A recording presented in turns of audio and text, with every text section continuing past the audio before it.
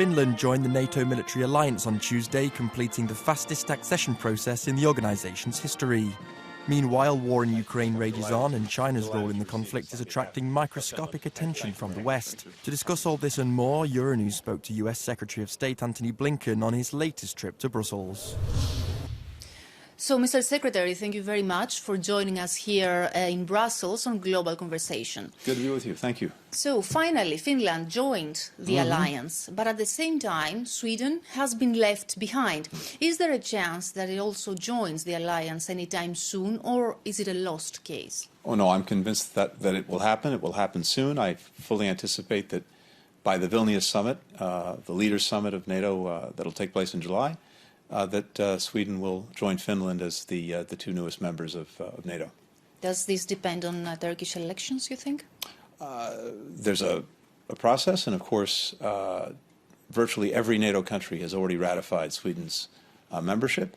Turkey and Hungary have not yet, but based on everything I heard, including virtually every ally in the meetings that we had just today and yesterday, calling for Sweden to join Finland as soon as possible. And I think with the Leaders' Summit coming up in Vilnius, again, I would anticipate that process will be complete by Vilnius. Are you annoyed by Turkey's position to delay or even block the NATO's expansion? Turkey has legitimate interests, and it's worked directly and well with both Finland and Sweden to try to address some of those interests and concerns. I think you've seen the success of that process manifest itself with Finland's accession to NATO. And again, I fully anticipate it'll be the same thing for Sweden in the weeks and months ahead. And in any event, I would anticipate by the Vilnius summit. But do you have the feeling that especially Turkey is using this in order to get something from the United States? Probably the fighter jets, the F-16, this is something that we hear all the time.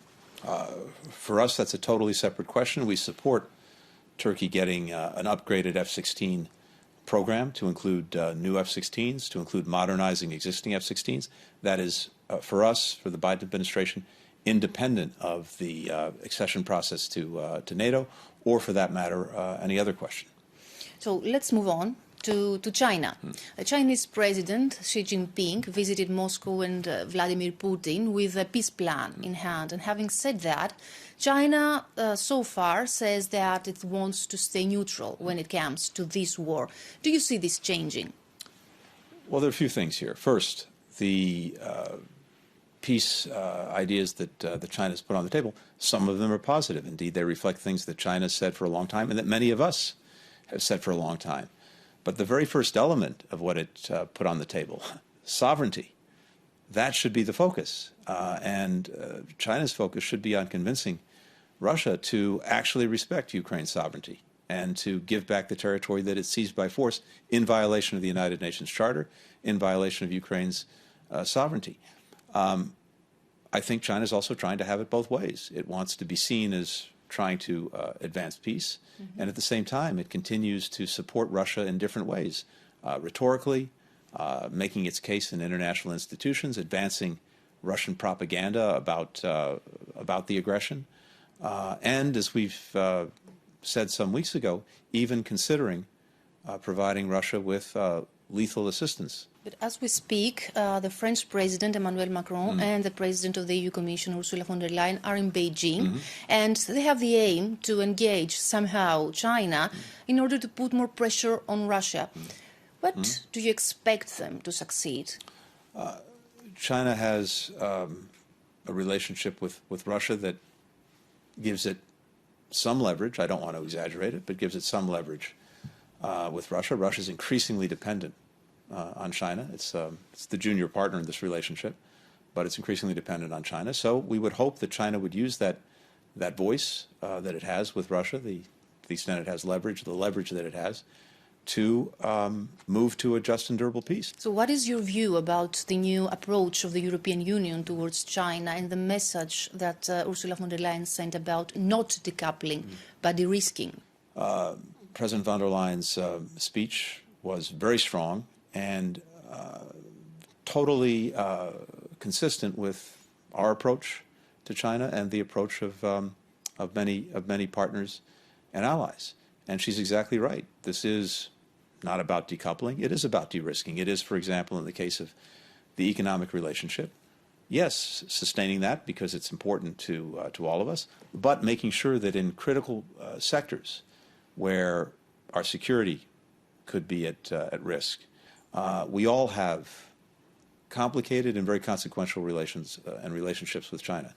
And I think what you've seen in the last couple of years is a growing convergence between the United States and Europe, as well as key partners in Asia, a growing convergence in how we approach the relationship with China. As we see also some escalation in Taiwan in this area, how close are we to a superpower conflict? And I speak about China and U.S. relations here. We have been very clear that we do not seek conflict. We're not trying to contain China. We, on the contrary, want to preserve peace, stability, create opportunity. When it comes to Taiwan, our policy has been consistent for decades.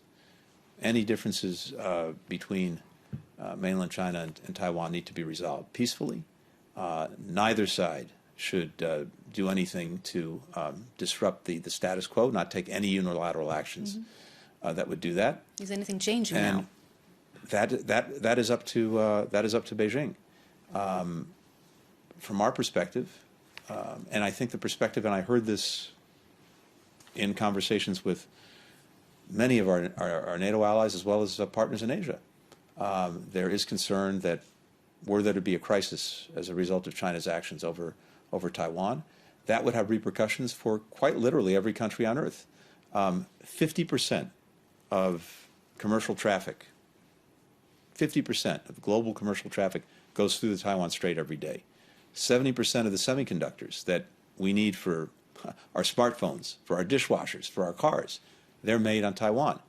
If there was some kind of crisis as a result of something that China did, that would have terribly disruptive effects on the global economy, which is why countries around the world look to everyone to behave and act responsibly. We're determined, in the case of the United States, to make sure that we are managing our relationship with China responsibly. That's what other countries expect, and that's what we seek to do. And again, no one is looking for conflict. Quite the contrary. We want to make sure that we avoid that. And yes, we're in competition. Nothing wrong with competition as long as it's fair. But we want to make sure that competition does not veer into conflict. Okay, Mr. Secretary, thank you very much for being with us. Thanks very much. Great to be with you. Thank you. Great.